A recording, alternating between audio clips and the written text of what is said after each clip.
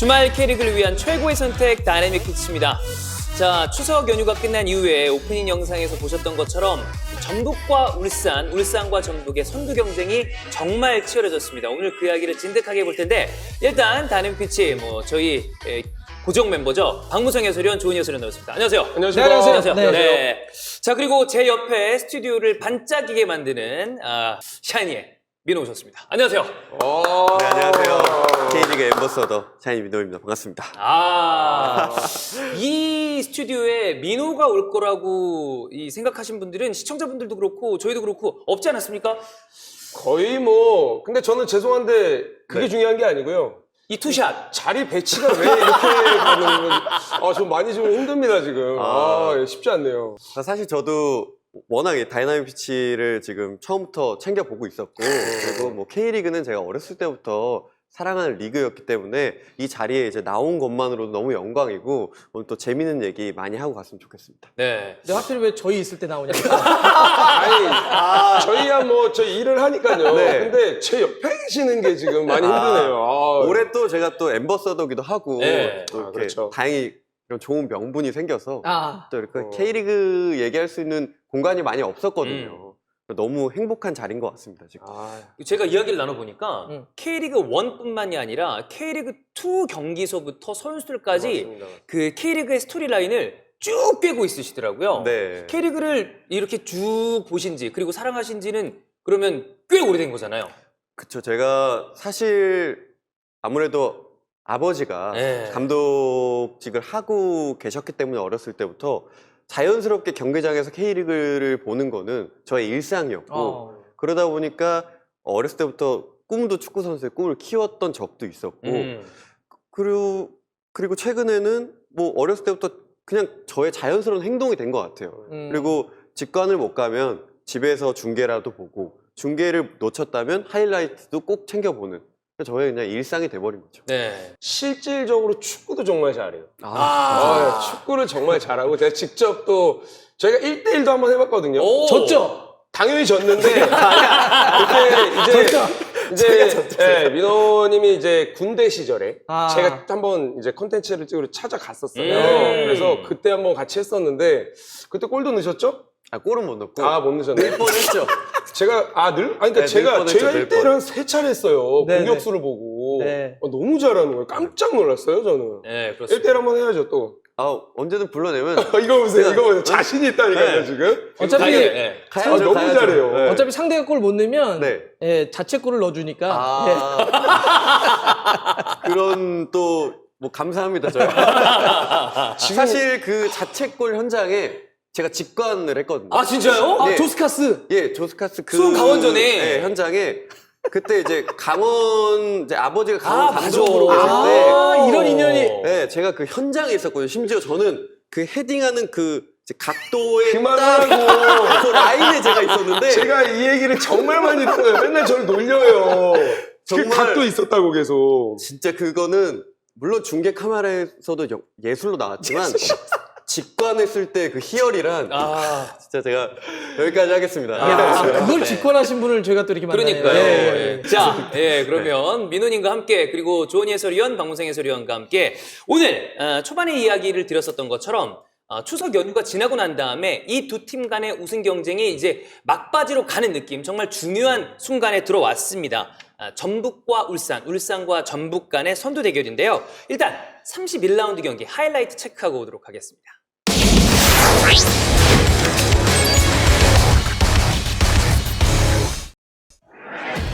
추석 연휴 기간 동안 펼쳐진 31라운드 가장 중요한 동해안 더비가 될 수도 있는 이 경기, 울산의 공격부터 시작이 됩니다. 왼쪽 측면으로 벌려줬죠? 앞쪽에 수비 3명이 있습니다. 꺾어내고 직접 밀고 들어가면서 서령우 슛! 골키퍼 세이브. 서령우의 강력한 오른발 슈팅이 골키퍼 쪽으로 향했습니다. 그리고 코너킥 올라왔습니다. 튕겨서 나왔고요. 자, 세컨볼 오른발 슈팅! 이것이 들어갑니다. 지금은 오세훈 선수의 슈팅이 이 조승우 골키퍼가 제대로 세이브가 되지 않으면서 골망을 흔들고 말았습니다. 아쉬울 수밖에 없는 상황이고, 자, 지금은 요거는 PK가 나왔죠. 그리고 바코의 슛골! 자, 2대0으로 한 골 더 달아나는 울산 현대. 자, 지금은 조금 태클이 깊게 들어갔는데요. 온필드 리뷰를 체크를 했고요. 주심. 레드카드를 꺼냅니다. 원두재 선수가 퇴장을 당했고요. 자, 마지막 그랜트가 한 골을 쫓아갔습니다만 울산 현대가 중요한 동해안 더비에서 승점 3점을 추가합니다.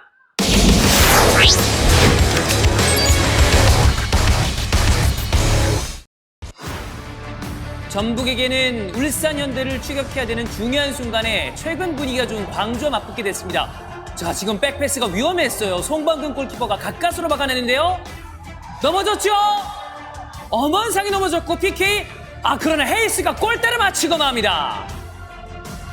아주 좋은 기회에서 득점에 실패하는 광주FC. 이것은 뼈아픈 실책인데요. 아쉬움을 금할 수가 없는 헤이스.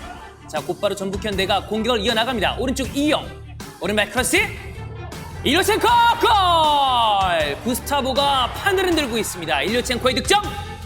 자, 그러나 이것은 VAR을 통해서 골 취소가 됐고요. 다시 한번 올라왔습니다.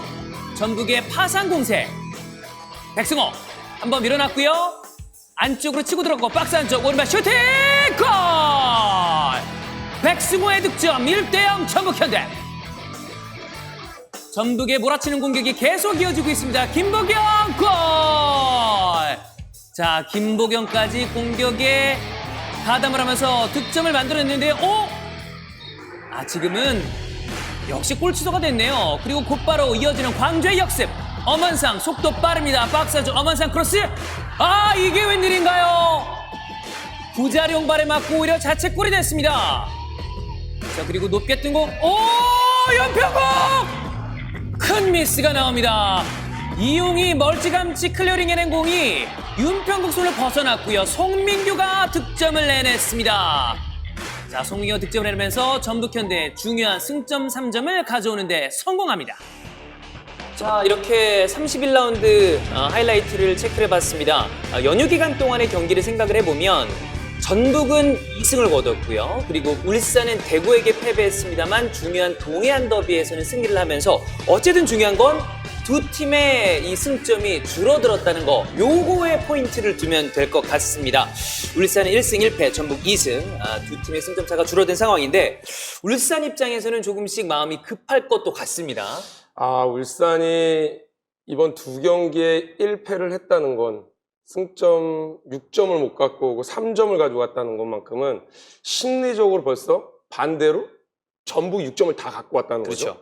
여기서 선수들이 심리적으로 쫓길 수밖에 없어요. 아무래도 이제 울산이 또 이청용 선수가 또 부상을 당했거든요. 이청용 선수의 부상, 시즌 초반에 또 이청용 선수의 경기력적인 부분에 있어서는 조금은 적응할 수 있는 그런 것들이 좀 있었는데 중반 이후에 정말 좋은 퍼포먼스로 또 팀에 도움을 많이 됐었는데 이청용이 부상으로 빠지면서 또 약간 분위기 자체가 조금 흘러가거든요. 그래서 전북이 승점 6점을 갖고 오면서 울산 선수들이 심리적으로 확실히 쫓기고 있지 않을까라는 생각이 확실히 들어요. 예. 그렇습니다. 자, 그러면 저희 기록을 한번 쭉 보고 난 다음에 조금 더 자세한 이야기를 나눠보면 좋을 것 같습니다. 일단 양팀 전체적으로 비교해보도록 하겠습니다. 이제 승점차도 1점으로 줄어들었고 그리고 실질적인 득점이나 실점 전체적인 흐름도 굉장히 유사하다고 볼 수 있겠고요. 다만 전북이 최근 포항전을 제외한 모든 경기들에서 지지 않으면서 아주 좋은 흐름을 보여주고 있습니다. 그러면 31라운드 포메이션 체크해보도록 하겠습니다. 자, 동해안 더비를 펼쳤었던 이 울산의 선발 라인업에는 아무래도 오세훈 선수를 제외한 공격수가 없다는 것이 조금 눈에 띄고요. 전북의 경우에는 광주전에 있었던 이 스쿼드를 체크해 본다면 최근 빡빡한 일정 속에서 중원 자원의 로테이션을 좀 돌렸다는 것을 볼 수가 있겠습니다. 주요 기록도 체크해 보겠습니다. 공격적으로 봤을 땐 이동준과 김태환이 공격 포인트 선두를 달리고 있는 울산인데 전북이 아무래도 외국인 공격수들의 득점이 눈에 띄고요. 김보경 선수의 어시스트, 최근의 폼과는 또 별개로 좋은 생산력을 보여주고 있는 전북 현대라고 할 수 있겠습니다. 자, 이렇게 기록으로 쭉 살펴봤습니다. 그러면 또 다니엘 피치 전술적인 부분을 이야기하지 않을 수가 없는데 울산부터 체크를 해보도록 하겠습니다. 울산은 아시아 챔피언스 리그는 들었습니다만 리그 우승에 대한 어떤 갈증은 아직 해소가 되지 않았습니다. 어떻게 보면 울산은 이번 시즌에 선두에서 쭉 오랫동안 그 자리를 내주지 않고 지켜주고 있거든요. 민호님이 네. 울산의 베스트 경기 이번 시즌 어떤 경기를 좀 뽑아주실 수 있을지 이거 얘기해 주시면 좋을 것 같습니다. 저 같은 경우에는 사실 재작년 시즌, 작년 시즌에 울산이 전북만 만나면 좀 약해지는 맞아요. 그런 경향이 좀 있었는데 네, 올해 17라운드 전북과의 경기에서 또 울산이 또 승리를 잡아내면서 올 시즌은 뭔가 다르다. 그리고 사실 다른 경기들은 잘 헤쳐나왔는데 꼭 전북만 만나면 패를 하면서 이상하게 마지막에 좀 스텝이 꼬인 그런 느낌을 많이 받았는데 올 시즌은 전북과 만나도 강한 모습을 보여줬고 그리고 물론 지금 최근에 한 경기에서 패가 있긴 했지만 그래도 남은 경기들을 잘 치르면서 마지막에 파이널 A에서 전북을 잡고 좀 좋은 좀 성과를 내지 않을까 이런 기대를 좀 갖게 하는 시즌인 것 같습니다. 어떻게 보면 중요한 순간에 맞대결에서 항상 울산이 좀 고배를 마신 적이 있었는데 네. 이번에는 다르다라는 말씀을 해주셨습니다. 네. 그러면 울산의 강점을 저희가 체크를 해봐야 되는데 어느 부분에 가장 강점을 좀 볼 수 있을까요? 일단 홍명보 감독의 경험이 눈에 띄어요. 그러니까 아까 금방 얘기 포인트를 되게 잘 잡아 주셨는데 맞대결을 할 때 아마 그런 기억 나실 거예요. 울산이 전북을 만나면 뭔가 전술적인 변화를 줬다가 그게 꼬여가지고 한 적이 있고 전북은 그대로 해가지고 이긴 적이 네. 있는데 올 시즌 좀 반대거든요. 울산은 오히려 자기네들이 잘했던 걸 그대로 가고 전북이 변화를 하다가 스텝이 잠깐 꼬이는 게 있는데 그래서 역시 홍명보 감독의 경험이 참 많구나라고 하는 게 좀 느껴지고 또 하나 이제 포메이션을 골격으로만 놓고 보면 사이드가 너무 좋죠. 네. 예, 이동준 선수라든지 뭐 바코라든지 홍철이라든지 서령우 이런 풀백부터 윙어들이 너무 좋으니까 상대 수비수들이 양쪽 측면 쪽으로 찢어져서 수비하느라 하다가 뭐 중앙 쪽에 공간을 내준다든지 이런 어려움들이 좀 있는 것 같고 또 하나는 미드필더가 아마 자원만 놓고 보면 성능도 그렇고요. 뭐 K리그 1의 최고가 아닌가 싶어요. 그렇죠. 워낙 좋은 자원들이 많이 있잖아요. 지금 보면 뭐 원두재라든지 뭐 지금 윤빛가람도 있고 이동경도 있고 박용우도 있고 정영 선수도 있죠. 예, 그렇죠. 그렇죠. 굉장히 많은 자원들이 있기 때문에 허리 쪽에 있어서의 그 스쿼드의 어떤 퀄리티도 가장 좋지 않을까 좀 싶습니다. 그렇기 때문에 이 지표로 체크를 해볼 수가 있거든요. 울산의 점유와 관련된 스탯을 보면 두터운 미드필더 라인과 울산이 어떤 식으로 경기를 잘 조직해 가는지를 볼 수 있는 지표들이 쭉 있습니다. 패스 횟수도 그렇고요. 점유율, 그리고 45초 이상 볼을 소유한 횟수라거나 이런 것들이 모두 다 최상단에 위치하고 있습니다. 네. 이러면 경기를 주도할 수밖에 없는 상황이잖아요. 이게 점유율을 갖고 간다는 거는 상대가 솔직히 힘들거든요. 우리가 볼을 많이 그렇다고 해서 키로수를 선수들이 많이 뛴 거 그럴 때 보면은 항상 적게 뛰어도 효율적으로 점유율을 하면서 볼을 많이 가져간다는 거. 확실히 효율적으로 경기 운영을 한다는 뜻으로 보여집니다. 네.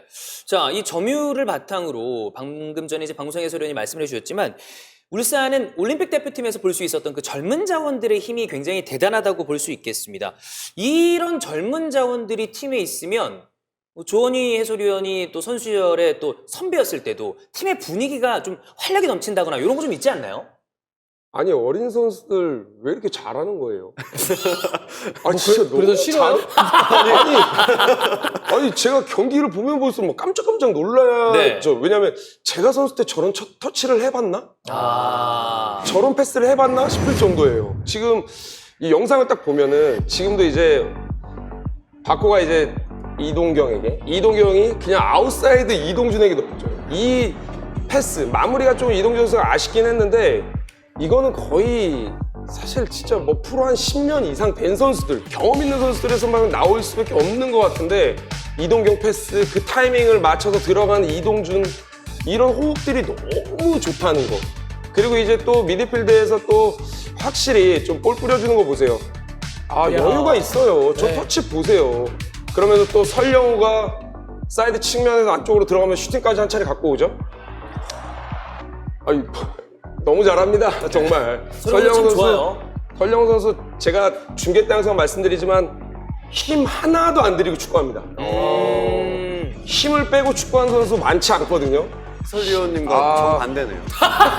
저랑은 완전 정반대. 네. 지금도 이제 원두재 선수가 수비에서 좀 물론 이 장면에서 경고받으면 퇴장을 당하긴 했지만 이 장면 이후에 네 이제 좀 아쉬운 부분도 있죠. 원두재 선수한테는 좀 그래도 이렇게 파이팅 넘치는 중원에서의 이런 싸움들, 그 장면에서 그 다음 장면이 또 설영우 선수가 오버래핑을 통해서 또 크로스까지 한 차례 갖고 오는 장면들도 있었는데, 확실히 원두재, 이동준, 이동경, 설영우까지 이 4명의 어린 선수들, 또 최전방에 또 어린 선수들, 뭐 김민준 선수라든지 그렇죠. 또 있는데, 원체 정말로 좀 어린 선수들이 너무 좋은 활약을 펼치고 있는 울산 현대입니다. 네. 이 울산의 젊은 선수들이 꽤 많은데, 민호님은 이 중에서 어떤 선수에 대해서 좀 이렇게 탁, 눈에 띈다거나, 활약이 정말 반짝인다, 이렇게 얘기할 수 있는 선수가 있을까요? 물론 지금 올림픽 대표부터 지금 이번 시즌까지 뭐 이동경 선수나 이동준 선수는 최고의 시즌을 보내고 있는 것 맞아요. 같아요. 그죠? 뭐 앞으로도 더 성장 가능성이 무궁무진한 그런 선수로 보여지는데, 저는 지금 또 한 명, 오세훈 선수가 사실 지금 울산의 공격에 혈이 좀 막혀 있거든요. 그쵸. 그리고 외국인 선수도 좀 부진을 했고, 그리고 작년 같은 경우엔 골무원 주니어 선수가 있었는데 네. 이제 이적을 하면서 뭔가 좀 부진했던 울산의 공격을 오세훈 선수가 와서 그래도 조금씩 좀 혀를 좀 뚫어주고 있는 느낌인데, 이 선수가 사실 올 시즌 성장을 해서 올 시즌뿐만 아니라 다음 시즌 앞으로의 좀 성장 가능성이 너무나 기대되는, 그리고 울산에서 이런 강팀에서 이 경기를 하면서 성장해 나가고 있다. 이게 과연 이 선수가 어디까지 클 수 있을까? 그쵸. 기대가 크게 됩니다. 네. 천장이 굉장히 높은 선수다라는 네. 생각이 드는데, 방금 전에 이제 말씀해주신 부분이 어떻게 보면 역설적으로 울산이 우승하는 데 있어서 오세훈 이외의 공격에 대한 어떤 포인트를 울산은 간과하기가 좀 어려울 것 같아요. 네. 그러니까 지금 근데 민호님 말씀 들어보니까 아니 활동이나 방송 없으실 때 네. 해설 좀 해보시면 어떨까? 저 좀 해보고 싶긴 한데 아, 그 캐스터님이 그 밥그릇 뺏으면 안 된다고 그렇게 얘기하셔가지고 제가 그 얘기를 했습니다. 캐스터는 안 된다. 해설위원은 괜찮다. 예. 그리고 이제 해설 저랑 진짜- 같이 하면 되는 거거든요. 너무 잘하실 그럼요. 거예요. 네. 제가 아직 그 정도는 아니어서 네. 네, 아주 조그만 지식으로 얘기할 수 있을 너무 정도요. 잘해요. 너무 제 아닙니다. 경기 말고 제가 다른 경기를 소개시켜 드리겠습니다. 일단 그 울산의 고민은 너무나 잘 짚어주셔가지고 지금 네. 보면 스쿼드에 오세훈 선수 말고는 전방에 쓸 수 있는 카드가 없는 거죠. 네. 킨터제어가 사실 조금 아쉽긴 했지만 그래도 버텨줬는데 이제 팀을 떠난 상태이기 때문에 그렇죠. 그러면 오세훈 선수가 아니면 어떻게 할 것이냐. 예를 들어서 이동준 선수를 제로톱으로 세워서 쓰는 방법이 있지만 이건 어쨌든 플랜 A가 아니기 때문에 지금 뭔가 실험하는 것이 아니라 시즌 말미에 우승하냐 못하냐가 결정내야 되는데 사실 전술적 변화를 가져가기 쉽지가 않거든요. 그래서 네. 그게 약간 리스크가 될 수 있다. 물론 오세훈 선수가 골도 열심히 만들어주고는 있지만 조금 불안한 여지고요. 그다음에 이게 하반기가 딱 열렸는데 불트위스가 아주 좋았을 때만큼은 아닌 것 같아요. 그래서 맞아요. 스쿼드에 빠질 때도 있고 그래가지고 결국은 이제 이게 한방 싸움 아니겠어요. 저는 그리고 이제 이 울산과 전북의 우승 싸움은 스프릿 라운드가 결정되고 맞대결이 있을 그쵸. 때 네. 그럴 때는 정말 한 점 차의 승부라고 한다면 수비가 훨씬 더 중요할 것 같은데 요 수비 안정을 어떻게 가져갈 거냐가 울산에게 중요한 포인트가 될 것 같습니다. 어떻게 생각해보면 전북이 이번 시즌 예년과는 다르게 약간의 흔들림이 있었고, 그리고 경기 수가 모자랐을 때 더 치고 나갈 수 있었는데 그것을 벌리지 못한 데에 대한 아쉬움 분명히 있을 것 같거든요. 그리고 이렇게 울산을 치고 나가지 못하게 만들었던 팀들이 좀 있었어요. 네, 많았죠. 특히나 포항이 울산의 발목을 많이 잡았죠. 이전부터 네, 중요한 이전부터. 순간마다. 네, 중요한 순간. 오히려 네. 전북과의 맞대결보다 이 동해안 더비, 맞아요, 포항이 맞아요. 발목을 잡으면서 울산이 우승을 두 시즌 연속으로 놓친 맞아요. 그런 네. 경험이 있는데, 근데 지금 전 경기에서 포항을 또 잡아내면서 그렇죠. 저는 오히려 이 다음 경기들이 울산에 이제 물론 그 전 경기는 졌지만 흐름을 탈 수 있는 이 동해안 더비가 되지 않았나. 심지어 또 어웨이에서 잡아냈기 때문에 유독 그 포항에 이제 홈만 가면 좀 약한 모습을 보였거든요. 포항 홈에서 또 이 정겨운 기억들이 많이 있으시지 않습니까? 그럼요. 제가 또 군 생활을 포항에서 했거든요. 그때 제가 가지 않았습니까? 네, 그때 오셨고. 그럼요. 그리고 그 울산이 이제 역전패했을 때 제가 현장에도 있었거든요. 그런 걸 봤는데도 불구하고 올 시즌은 뭔가 이 흐름을 그래도 잘 잡아가고 있다, 울산이. 이렇게 말씀드리고 싶습니다. 네. 그 중에는 파이널 A에 편입될 수 있는 수원FC 대구, 뭐 이런 팀들에게 사실 울산이 약간씩 발목을 잡히는 경우들이 있었는데, 그 부분에 대해서 파이널 라운드에 들어간다면 꼭 발목을 잡히지 않아야 이 전북의 추격을 계속 밀어낼 수 있으니까 네. 그 부분은 좀 체크를 해봐야 될 것 같아요. 그러니까 울산이 이번 시즌 잘하는 건 그런 것 같아요. 그러니까 리스크 관리를 확실히 잘하는 것 같아요. 그러니까 한 번 졌을 때 쭉 지지 않아요. 맞아. 위기가 왔는데 그걸 뒤집고 잘 뒤집고 살려냈죠. 원래 예. 끊죠. 음. 네. 그러니까 원래 이제 우리가 울산 막 그때 우승 놓치고 그런 거 보면 한번 삐끄덕하면 그 흐름이 좀 이어져가지고 했는데 확실히 홍명보 감독이 경험이 많다는 게 느껴지더라고요. 거기에 약간 저는 조금만 더 보탠다면 이호 플레인 코치와 이청용 선수의 이 역할이 정말 아, 잘하고 있다고 느껴지는 게 선수들과의 관계, 또 선수들의 심리적인 생각과 또 이 경기가 잘못됐을 때 이런 소통을 좀 더 통해서 사실 감독과 선수들이 소통하는 건 되게 어렵거든요. 근데 홍명보 감독님이 확실히 선수들과 대화도 많이 하지만 이호 플레인 코치와 또 이청용 선수와 또 거기에 이제 또 홍철 선수와의 다 관계들이 원활하게 다 이루어지면서 확실히 경기력을 꾸준하게 승점을 쌓아가는 데 있어 도움을 많이 주는 것 같습니다. 네. 자, 울산 이야기는 얼추 해봤으니까 전북으로 넘어가겠습니다. 전북이 꾸준히 우승을 계속해서 해왔기 때문에 참 이 고기도 먹어본 놈이 먹는다라는 그 이야기를 전북을 두고 하는 것이 맞지 않나라는 생각이 들 정도로 우승을 하지 않는 전북이 예상이 안 되거든요. 근데 일단 이번 시즌은 전북이 지금 밑에서 가고 있는 입장이긴 합니다. 승점이 줄어들긴 했는데 전북의 강점, 민호님이 딱 봤을 때 전북이 뭐가 좀 강력하다라고 생각이 드시나요? 우선은 다른 팀보다 저는 외국인 공격수가 너무나도 우월하다라고 네. 말씀드릴 수 있고, 그리고 뭐 울산도 마찬가지지만 전북도 미드필더 라인이 너무 탄탄하다. 지금 뭐 외국인 공격수부터 지금 국내 선수들까지 너무 조화롭게 완벽합니다. 뭐 수비형 미드필더부터 공격 미드필더까지. 그리고 저는 이번 시즌 우승을 하려면 수비가 가장 중요하지 않습니까? 중요하죠. 홍정호 선수의 그 탄탄함이 그쵸. 아마 전북 지금 이 순위의 가장 핵심 포인트 아닐까 이런 말씀 드리고 홍정호 싶습니다. 선수 너무 잘해주고 있죠. 네. 또 최근에 또 백승호 선수 폼 올라왔죠. 네. 완전히 좋아요. 어마무시합니다. 진짜 그렇습니다. 너무 좋아요. 골도 예. 넣었고. 확실히 또 중원에서 싸움을 좀 싸움딱이 없었다. 네. 제가 지난번에 저희 한번 이야기하지 않았습니까? 맞아요. 뭐 신영민 선수 싸움딱 같은 선수들이 좀 빠져서 아쉬운 부분이 없지 않아 있다고 했는데 백승호 선수가 확실히 좀 수비면 수비, 공격이면 공격까지 너무 잘해주고 있는 것 같아요. 네. 전북의 최대 강점은 그냥 뎁스예요. 네, 걔가, 예. 경기력이 조금 안 올라올 때도 후반전에 교체돼서 그냥 상대를 확 눌러버리잖아요. 네. 밀어붙이죠 그냥. 이거는 예. 정말 K리그 1의 최고죠. 이 선수 그렇습니다. 중에 두께는. 방금 말씀해 주셨던 대로 이 뎁스 중에서도 특히나 저희가 아까 주요 스탯을 보면 구스타보와 일루첸코 외국인 공격수들에 대한 어떤 힘이 분명히 느껴지는 전북 현대였습니다. 제가 이 광주 현장을 추석 당일에 다녀왔었는데 네. 구스타보가 들어가면서부터 광주 수비진이 그냥 흔들기 시작하더라고요. 후반전. 네. 네. 저도 그 경기 보면서 느꼈고 이 경기도 보면 이제 일루첸코라고 하는 선수 한 명만 놓고도 여러 가지 다양한 포스트 플레이가 가능하지 않겠습니까? 맞아요. 허리 쪽에서 만들고 공간 만들어서 일루첸코. 일루첸코는 이제 위아래가 다 가능한 좋은 선수인데 지금도 붙였을 때 세컨볼을 떨어뜨리죠. 그런데 전북에는 이런 선수가 한 명만 있는 것이 아닙니다. 이제 구스타포라는 카드까지도 있는 건데 지금도 원투 주고 받아서 마무리까지. 만약에 일루첸코가 폼이 좀 안 좋거나 부족하다 이럴 때는 이제 구스타포 카드가 나오는 거죠. 그렇죠. 사실 공중볼에 있어서의 높이는 구스타포가 훨씬 더 좋고 맞아요. 예, 더 많이 흔들어줄 수 있는 카드인데 이 둘은 따로따로 쓸 수도 있고 경우에 따라서는 투톱으로 쓸 수도 있게 되는데 이런 게 상대 수비수에게는 부담감이 좀 상당하게 많이 걸리고요. 이 두 선수가 이번 시즌 보면 흐름이 시즌 초반에는 일루첸코가 좋았어요. 맞아요. 네. 근데 조금 안 좋아지니까 또 구스타포가 좋아지고 네. 이렇게 서로가 보완한다라고 하는 것도 전북의 힘입니다. 그렇습니다. 자, 기록으로 본다면 득점과 어시스트, 그러니까 공격 포인트를 얼마나 생산해냈느냐. 1위가 수원FC 라스인데 2, 3위가 모두 다 전북의 외국인 공격수들이고요. 네. 그리고 90분당 이른바 이제 XG 값이라고 하는 기대 득점, 기대동 수치도 역시 최상위권에 이 두 선수가 모두 다 있기 때문에 설사 뭐 경기력이 조금 좋지 않는다 하더라도 일루첸코 아니면 구스타보 그냥 이 두터운 공격진들로 밀어붙이는 전북의 공격력으로 결국엔 승점 차를 1점까지 줄였다. 이렇게 보면 될 것 같습니다. 네. 그리고 조원희 또 위원이 말씀해 주신 이 백승호 선수.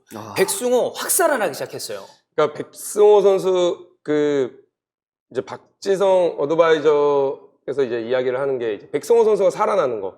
우선 꾸준하게 경기에 출전하는 출전 시간이 좀 많아지면서 그러니까 이런 것 같아요.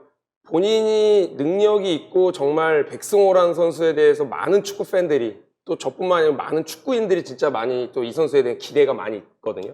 근데 한국에 들어왔을 때 잘할 수 있을까라는 생각들 그거를 본인 스스로 실력으로 입증을 하고 있는 것 같아요. 네. 그러니까 너무 좋은 경기력, 경기 시즌 초반은 조금 약간 적응을 하고 있었던 단계였다면 지금은 아예 이제 K리그에 녹아들었다. 네. 수비면 수비, 공격이면 공격. 모든 걸 도맡아서 하는 지금 백승호 선수거든요. 지금 눈빛 보세요. 확실히 볼이 없을 때의 상황과 마무리, 뭐 지금 이제 득점도 뭐 3득점을 하고 있고 최근에 연속골 2골을 또 보여주고 있잖아요. 지금 이 장면도 공격까지 광주를 가담하면서 보여주네. 슈팅까지 골까지 갖고 왔는데 백승호 선수가 비단 이 골뿐만 아니고 이 경기에서 볼을 받으러 다니는 이런 모습들 정말로 확실히 볼이 없는 상황에서도 본인이 모든 경기를 다 운영을 하려고 하는 그런 모습들을 많이 보였던 경기예요. 그래서 백승호가 확실히 전북에서 살아나면서 백승호의 존재감뿐만 아니고 전북도 살아나는 그런 느낌입니다. 네. 저는 저거 골 넣고 나서 백승호 선수 세레머니 표정 보면서 자기도 상당히 부담감이 있었구나. 그걸 좀 털어내는 듯한 느낌이더라고요. 골 맞아요. 넣고 막 확 하는데 전 그게 이제 전북이나 백승호 선수를 더 끌어올리고 있는 것 같아요. 그렇습니다. 백승호 선수 경기하는 거 다 따라다녀요. 저 눈빛이 그냥 백승호 선수가 보게 되더라고요. 그러면 진짜 옆에 가서 볼 받으러 다니고 수비면 수비 모든 걸 다 하더라고요. 승호 아빠네요. 지금 약간 사실 백승호 선수한테 빠졌습니다. 그러기도 하는데 얘기하시다가 자꾸 옆으로 가지 마세요. 너무 비교돼요. 그게 아니고 처참한 수준이에요. 처참한 민호님 지금 수준. 눈을 많이 마주치는데 저 많이 힘듭니다. 죄송합니다. 아닙니다. 네. 근데 백승호 선수 말씀해 주셨는데 그 송민규 선수도 지금 사실 포항에서 전북으로 이적하면서 좀 그 전 경기에서 골을 넣으면서 뭔가 거의 울컥했거든요. 맞아요. 세레머니를 하는데 약간 우는 듯한 그런 제스처를 봤는데 저는 사실 그 백승호 선수와 송민규 선수가 살아난 데에는 김상식 감독님의 믿음이 가장 크지 않았나 이런 꾸준하게 말씀드리고 기회를 줬다. 네. 사실 선수가 살아나려면 감독님이 신뢰를 주고 이 선수에 대한 좀 믿음이 있어야 되거든요. 그게 좀 효과가 통하지 않았나 이런 말씀드리고 싶습니다. 그런 생각까지 어떻게? 이게 이제 역시 또 그 최은경 감독님의 어떤 그러니까요. 영향을 직접적으로 확실히 받으신 게 아닌가. 감독의 생각을 안 그렇죠. 하죠. 진짜로 약간 감독님이신데요, 지금. 네.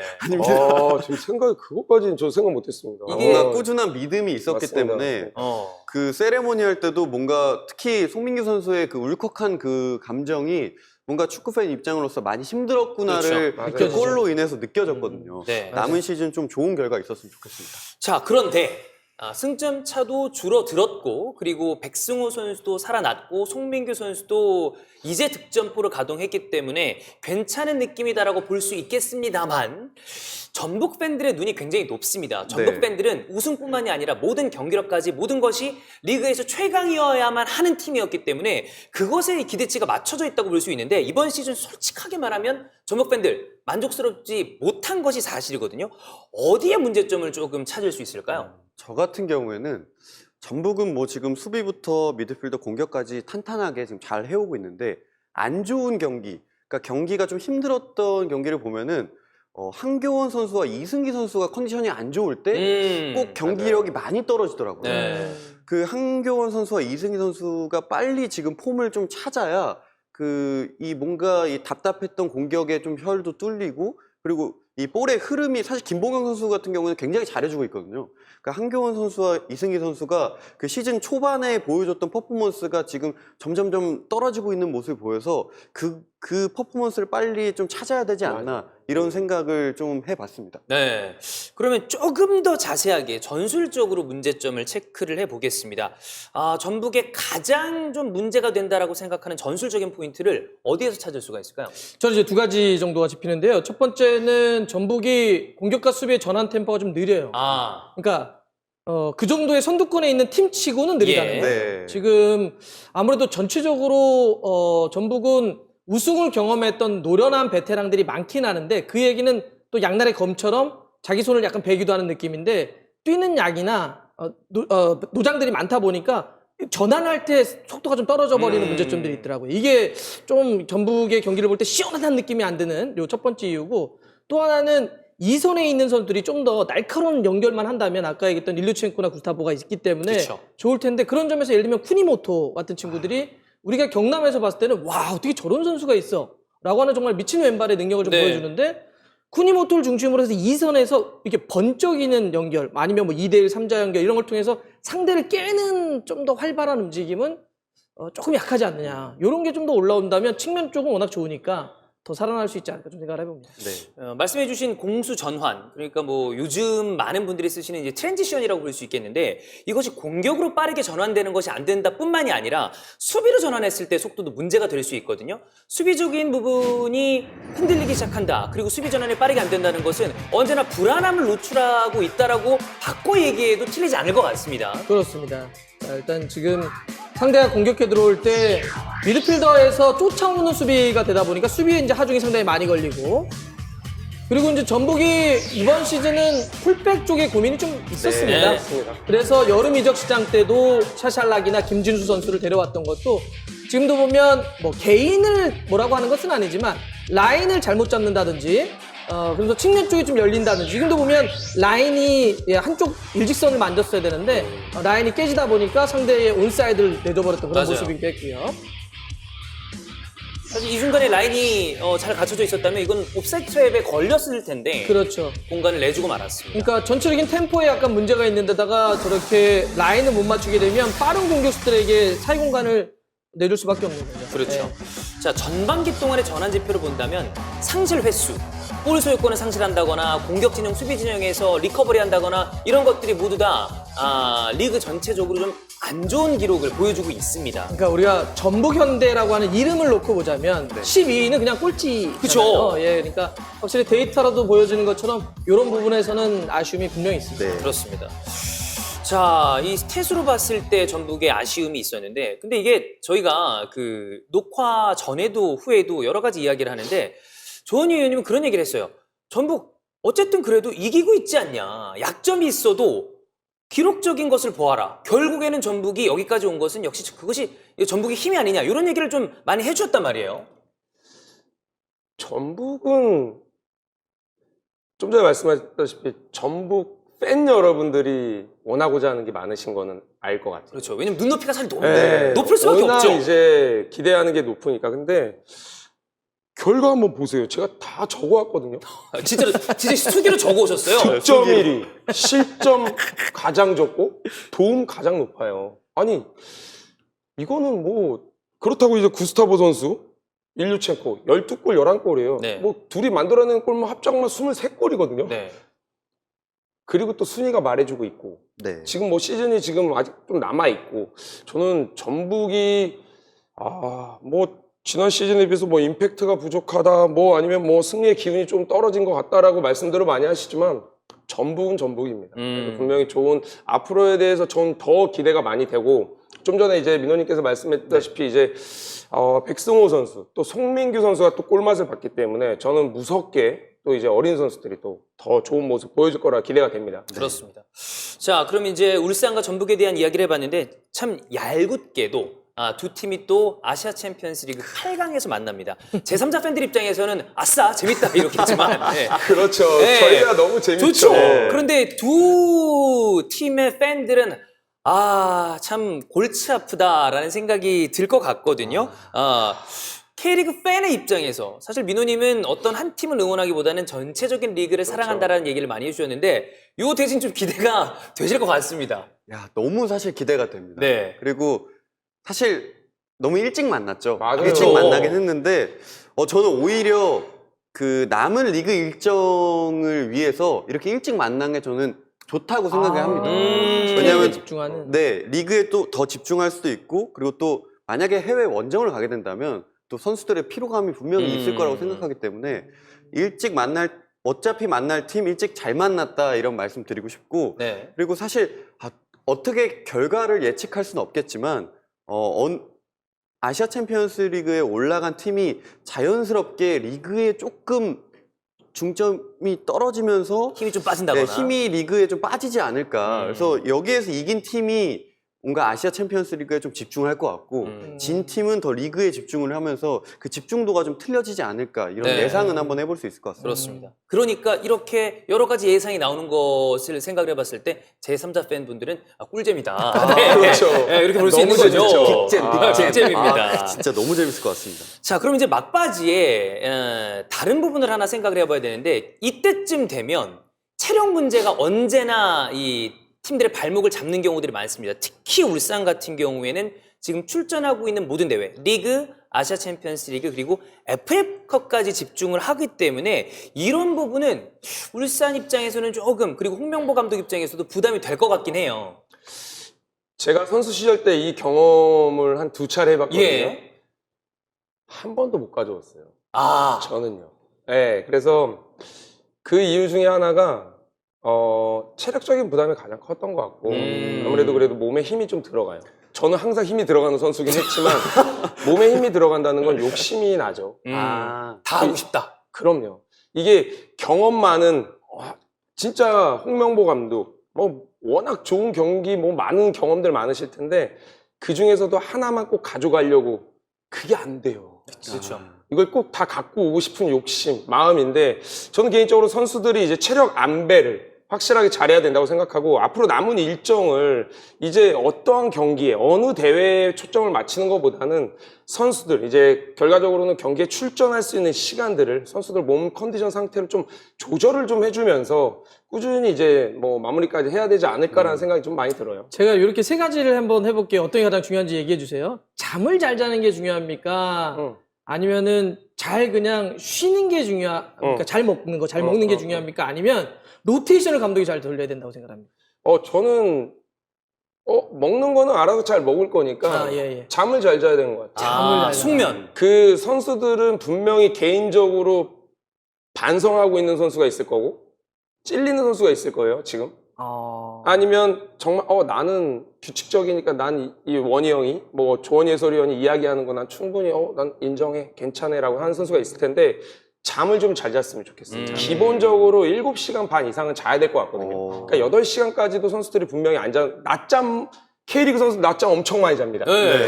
낮잠 중요한데 밤잠 정확히 11시 이후에는 좀 잘 수 있는 시간을 만들어주고 7시 반까지는 자주는 그런 패턴적인 게 제가 이제 K리그를 하면서 선수 생활을 해왔기 때문에 좀 알잖아요. 그 스케줄을 우리 K리그 뛰고 있는 선수들이 조금 그런 부분을 좀 더 많이 신경 써서 특히 잠을 좀 잘 잤으면 좋겠다고 생각이 듭니다. 그럼 해설위원님은 현역 시절에 그 시간 딱 지키면서 주무셨는데 놓치신 건가요? 밤을 그렇게 새우셨다고. 아, 그래요? 저는 이제 저는 사실 뭐 좀 잠을 좀 많이 자는 편이었고 네, 솔직히 좀 잘 자려고 노력했고 여기서 지금 죄송합니다. 제가 아니 저 이제 짓궂은 민호님이 질문에. 워낙 잘 알아서 근데 이게 선수 때는 제가 너무 그랬던 게 잠을 30분에서 1시간만 덜 자도 그날 훈련에 영향을 미쳐. 죄송한데 말 너무 길어지고 있어요. 그래서 우선 선수들 좀 잠 알았어요. 좀 잘 잤어. 형님이 질문을 그걸 줘서 그런 거 아니야. 네, 좋습니다. 질문을 여기서 던진 건데. 덫을 던진 거죠? 네, 그렇습니다. 이 9월이 K리그 특히나 상위권 팀들이 모든 대회를 치르면서 분기점이 될 수 있다라는 이 기간이라는 것이 기록으로 나와 있거든요. 지난 시즌 울산의 9월 기록을 체크해 보겠습니다. 자, 9월 전이랑 후가 확연하게 다릅니다. 골도 다르고요. 압박 지수가 떨어지고요. 그러니까 여러 가지 좋아야 하는 지수들이 떨어지면서 확실히 이때쯤에 어떤 식의 로테이션과 어떤 식의 감독의 운영 그리고 어떤 대회를 선택을 하고 어떤 대회에 집중하고 어떤 식으로 팀을 관리할 것인지가 정말 중요한 포인트가 되는 것이 바로 9월, 10월 요 타이밍인 것 같습니다. 그러니까 저희가 지금 울산 데이터를 세부적으로 뽑은 이유는 우리가 앞섰던 시즌에 꼭 뒷심 부족으로 맞아요. 울산은 우승을 못했고 뒤에 어떤 힘을 발휘하면서 전북은 우승을 했기 때문에 뽑아본 거니까 네. 그런 측면에서 관리가 참 중요한 네. 이슈가 될 것 같습니다. 그렇습니다.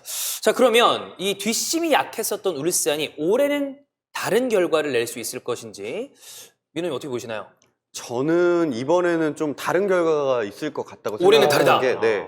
왜냐하면 작년과 다르게 우선 선수들의 층이 더 두꺼워졌고 네. 그리고 어린 선수들이 확실히 지금 폼이 많이 올라왔어요. 그리고 어리면 어릴수록 체력 회복이 또 빠르잖아요. 팔팔하죠. 지금 만약에 아시아 챔피언스 리그도 올라가고 FA컵도 계속 올라갔는데 리그까지 순항을 한다면 저는 굉장히 좋은 흐름을 탈 거라고 울산이 보여지거든요. 그리고 이게 신구 조화가 굉장히 잘 어울려져 있기 때문에 분명히 울산이 지금 흐름을 탈 수 있는 좋은 기회가 아닌가. 이번 시즌은 저는 이렇게 평가하고 싶습니다. 그렇습니다. 네.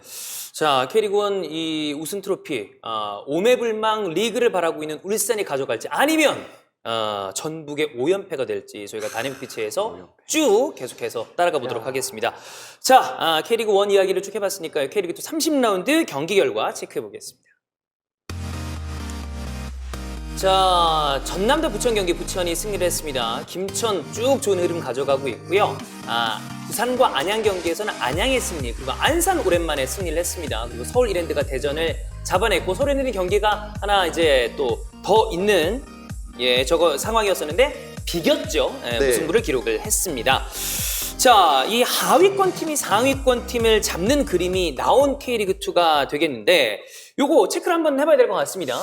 네, 뭐 우리 K리그 가르쳐서 많은 팬들이 K리그 몰라요 이런 얘기 참 많이 하잖아요. K리그2 진짜 몰라요. 2는 더 모릅니다. 아예 몰라요. 예, 그러니까 이번에도 대전과 전남이 이 이랜드와 지금 부천에게 잡힌 거잖아요. 네. 네. 이러면서 K리그2는 1, 2위가 좀 굳어지는 약간 느낌 속에서 그 밑에가 혼전. 그렇죠. 양사로 좀 가고 있습니다. 네. 자, 그리고 안산이 굉장히 오랜만에 승리를 했는데 이 김기리 감독 경질 이후에 굉장히 오랜만에 승리를 했습니다. 그러게요. 10경기, 그쵸? 10경기 만에 이제 네. 1승을 가져왔고, 또, 뭐, 한 골차 또, 또 힘겹게 승리를 가져오긴 했는데, 아마 확실히 선수들에게는 이제, 자극이 됐겠죠. 그렇죠. 뭔가 동기부여가 됐을 거고, 경기장 안에서 뭔가 우리가 해내야 되겠다, 해결을 해야 된다라는 확실히 선수들의 그런 모습들이 또 승리로 갖고 오지 않았나 생각이 들어요. 네. 네. 자, 제가 이제 민호님이랑 이야기를 나누다가 사실 놀랬던 것은 K리그2까지 모두 다 챙겨보기는 사실 일정이 쉽지가 않거든요. 그렇죠. 겹치는 경기도 있고 그렇기 때문에. 그런데 K리그2까지 다 보시더라고요. 네. K리그2의 장점은 K리그1 안 하는 날 해줄 때. 이게 가장- 진짜 네. 축구팬의 어떤 자세 아닙니까? 아니, 진짜 네. 감독님이세요? 감독님. 네. 아니, 그리고 A매치가 있는 국가대표 경기가 있는 날에도 K리그2는 진행이 됩니다. 맞아, 해요. 역시. 그렇기 때문에 축구를 사랑하는 사람이라면, 그리고 K리그를 사랑하는 사람이라면 K2를 안 사랑할 수가 없습니다. 그렇죠. 그리고 지금 K리그2도 굉장히 지금 치열하게 접전을 지금 향상을 펼치고 있고, 그리고 사실 K2 같은 경우에 저는 경남과 부산이 이번 시즌 좀 아쉽습니다. 시즌 초만 해도 사실 우승 후보였거든요. 그렇죠. 근데 지금 사실상 우승과는 좀 남은 경기를 포함해서도 좀 멀어지지 않았나. 네. 감히 좀 말씀드릴 수 있을 것 같고, 그런 부분이 아쉬운데 저는 올 시즌 또 김천의 활약이 이게 솔직히 K1 보는 것보다 김천 경기가 너무 재밌습니다. 재밌죠. 진짜 이 선수들이 군인 정신이라고 해야 되죠. 군인 정신이 엄청납니다. 어떠셨어요? 저는 그 마음을 제일 잘 알기 때문에 다녀왔으니까. 그렇죠. 그 이제 김천 선수들의 마음을 좀 알겠는데 경기력이 지금 너무 좋습니다. 네. 그리고 사실 어떻게 보면은 대전이 시즌 초반에 안 좋은 흐름을 하다가 지금 굉장히 좋은 그렇죠. 흐름을 잘 타고, 물론 직전 경기에 패는 있었지만 이 대전의 상승세 그리고 안양의 꾸준함. 그래서 저는 사실 대전 1위는 좀 정해진 느낌이고 2위 안양과 대전의 싸움이 좀 치열하게 보인다, 이렇게 말씀드리고 싶습니다. 아니 도대체 왜 그러신 거예요? 네, 어떤 왜 K리그2까지 가겠다. 진짜 이게 너무 잘 알고 너무하신데요, 계셔. 너무 정말? 잘 알고 이야. 계셔. 일단은 뭐 경기가 재밌고 네. 그리고 이제 아버지의 영향이죠. 그렇죠. 네, 아버지가 뭐 원에도 계셨고 투에도 계셨고 했기 때문에 뭔가 자연스럽게 경기를 다 챙겨보게 되는 것 같아요. 그리고 K2에서 잘한 선수가 K1에 올라와서 경기력을 좋은 팀으로 이적해서 좋은 경기를 펼칠 때 맞아요. 그것만큼 또 희열이 없습니다. 맞아요. 네. 진짜 재밌죠. 개인적으로 혹시 K리그 선수 중에 네. 뭐 은퇴한 선수도 상관없어요. 네. 좋아하는 선수가 있나요? 조원희 선수 굉장히 저는 조원희 선수 이랜드 시절 그때도 보셨나요? 그럼요. 그때도 제가 현장 직관하고 했죠. 아. 다 알고 있습니다. 네. 저 전주에도 왜 오셨어요. 눈물을 흘리세요? 이 얘기를 들으시려고 감격적이었어요. 은퇴한 선수 포함이라고. 예. 너무 대놓고 물어보셔서 그러니까요. 눈치챘나요? 여러분 죄송합니다. 사실 지금 이 민호님 말씀하신 건 보면 프로축구 연맹에서 프로그램 따로 하나 제작해서 그러니까요. 드려도 될 것 같아요. 진짜로요. 그렇습니다. 저는 사실 다이나믹 피치라는 프로그램 만들어졌을 때 너무 행복했습니다. K리그 팬으로서 한 주간의 뭔가 뉴스도 잘 정리해주고, 그리고 이 해설위원님 두 분께서 이게 얘기해 주시는 게 귀에 쏙쏙 잘 들어와서 너무 재밌었거든요. 오늘 진짜 이 자리에 나와가지고 저는 이렇게 축구 얘기를 할 수 있다는 자체만으로도 너무 재밌습니다. 지금 내가 방송하는 것 같지 옆에서 않고. 귀에 쏙쏙 들어와. 아니, 내가. 그 조은희 의원님이 아까 조용히 해가지고 나보다 더 많이 알아. 진짜로요. 저보다 그러시더라고요. 더 많이 알아요. 아, 정말로요. 예. 자, 그러면 K리그2 30라운드까지 또 민호님과 이야기를 쭉 나눠봤습니다. 그러면 순위 경기 일정 체크해봐야죠. 자, 김천 쭉 올라가고 있고 안양도 바짝 추격을 하고 네, 있습니다. 좋네요. 바로 밑에는 아닙니다. 대전이랑은 격차가 살짝 벌어져 있고요. 그러나 전남은 대전과의 격차가 크지는 않기 때문에 이 순위까지는 어떻게 될지 모른다라고 보면 될 것 같고 부산이 이제 조금 좀 처진 것 같아요. 네, 그래도 어쨌든 뭐 상위 안에 들어가면 플레이오프가 있기 때문에 그렇죠. 충분히 기회를 노려볼 수 있겠고요. 자, K리그1 저희가 오늘 말씀드렸던 울산 대 전북 경기는 단 한 경기로 휙휙 이 선두가 바뀔 수 있는 아주 긴박한 상황이라고 보면 되겠고요. 그리고 수원 삼성이 정말 오랜만에 승리를 하면서 분위기를 반전을 시켰고 지금 승점으로 본다면 파이널 A와 파이널 B가 어떤 식으로 분리가 될지도 전혀 모를 것 같아요. 예, 전혀 알 수가 없는 상황이 됐습니다. 지금 강등에 따른 생존도 모르는 게 강원이 최하위지만 경기 수가 26경기. 많이 모자라요. 예, 경기를 이에요. 넣었죠. 네. 그리고 광주도 29경기잖아요. 이제 스프링 라운드까지는 이제 30경기 기준으로 하면 3경기밖에 남지 않았는데 이거 모릅니다. 전혀 모릅니다. 예. 자, 그러면 K리그1 일정 체크해 보겠습니다. 포항 대 제주의 경기가 있고요. 자, 울산 대 광주 경기 제가 현장 중계 갑니다. 광주가 경기력이 굉장히 좋았었는데 과연 울산이 어떤 식으로 광주와 경기를 하게 될지 봐야 될 것 같고요. 전북 대 인천 경기는 인천이 살짝 지금 주춤하거든요. 그런데 또 전북 인천 경기에서 묘한 경기들이 나오는 경우가 네. 있었거든요. 이 경기도 체크를 해야 될 것 같고 그리고 슈퍼매치 있습니다. 그 경기는 또 제가 중계합니다. 네. 아, 기대가 되는 경기들이 쭉 배치가 돼 있습니다. 자, 주말 K리그를 위한 최고의 선택 다이내믹 피치입니다. 오늘 또 최민호 K리그 앰버서더이자 최고의 K리그 팬을 모시고 이야기를 나눠봤습니다. 일단 뭐 많은 분들이 사실 솔직하게 소신 발언 하나 드리겠습니다. 이렇게 특별 게스트가 오는 경우에 이야기가 새는 경우가 있어요. 그거는 사실이거든요. 근데 이번 특별 게스트가 아니라 패널들의 자리가 그렇죠. 약간 지금 바뀔 수도 있지 않나라는 생각이 들 정도로 조은희 의원님? 조심하세요. 저는 뭐 언제든 준비되어 있습니다. 저는 뭐 언제든 준비되어 있습니다. 네. 아니, 타격감 너무 좋은 거 아니에요? 아예 저는 뭐 항상 타격감만큼 1등 아니겠습니까? 예. 네. 때리는 대로 다 맞아. 언제든 받아들일 준비되어 있고, 네, 저는 K리그만 사랑합니다. 네. 갑자기 고별 방송을 하십니까? 아니 뭐 언제든 준비되어 있다고요. 민호님 오늘 방송 어떠셨나요? 오늘 사실 너무나도 영광스러운 자리였고 그리고 오늘 솔직히 못다한 얘기가 많아가지고 좀 아쉽습니다. 오늘 다음에 또 나오세요. 진짜 또 나오고 싶고 오늘 어떻게 보면은 강팀 이제 울산과 전북 얘기가 주로 됐잖아요.